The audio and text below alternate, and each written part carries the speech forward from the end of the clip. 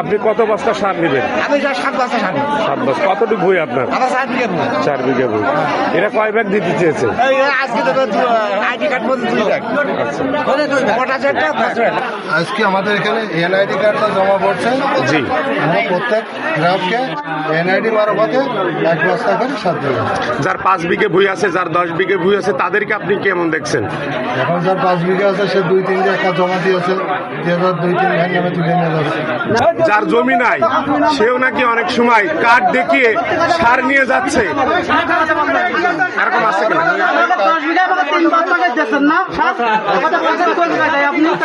জি, আর আমরা সব কর্মকর্তা না, আমাদের এখান থেকে সার নিয়ে যাচ্ছে যে অন্য জায়গায় বেচছে, আর আমরা তথ্য পাচ্ছি। এ বিষয়ে আপনারা জানেন না, তাই না? আমাদের কোনো জানা নেই।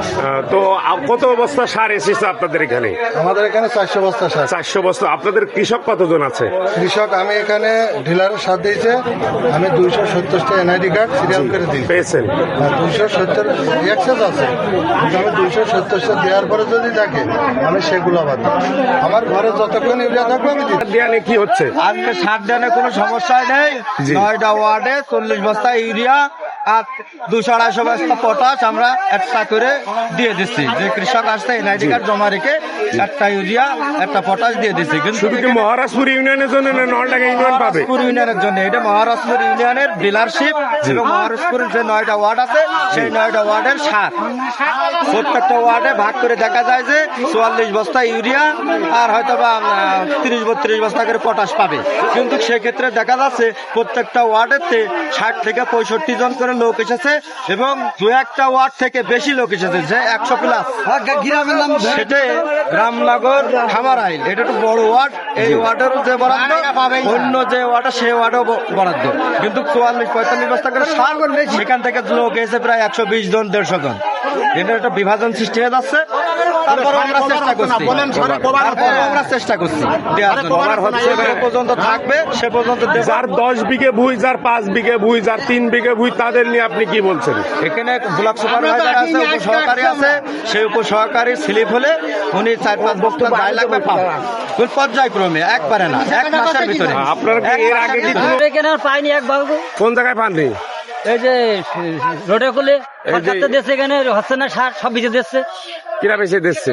ইউনিয়নের সভাপতি সেক্রেটারি। আপনার কাছে কি তথ্য প্রমাণ আছে? আপনি না বলে আমরা সার পাচ্ছি না। আমরা এই যে 22 গ্রামের লোক সব আপনি না জেনে শুনে তো একজনের দোষ দিতে পারেন না। এখন না পালি তো আমরা এইটাই করছি। এখন আপনি সাথে কয় ভাগ পেয়েছেন এখান থেকে? 1 ভাগ না। এখন আমার আছে বিশাল রিজার ঘরতে আমার 1500 টাকা ইউরিয়া কিনে নিয়ে আসতে হইলো। খামারাইল কি ডিলার নেই? পাচ্ছেন কারণ কারণ বলবো কি করে ওখানে কাদের দিচ্ছে, কাদের তাও জানি না, কাজ দিয়েছে না ঠান্ডা করে বলবো কিনা আছে কিনা আছে। ওখানে গেলে ঠান্ডা। প্রিয় দেশবাসী, আপনারা জানেন কৃষক বাঁচলে দেশ বাঁচবে, দেশ বাঁচলে কৃষক বাঁচবে। প্রত্যেকটা জায়গায় কৃষক ভাইদের নিয়ে অনিয়ম।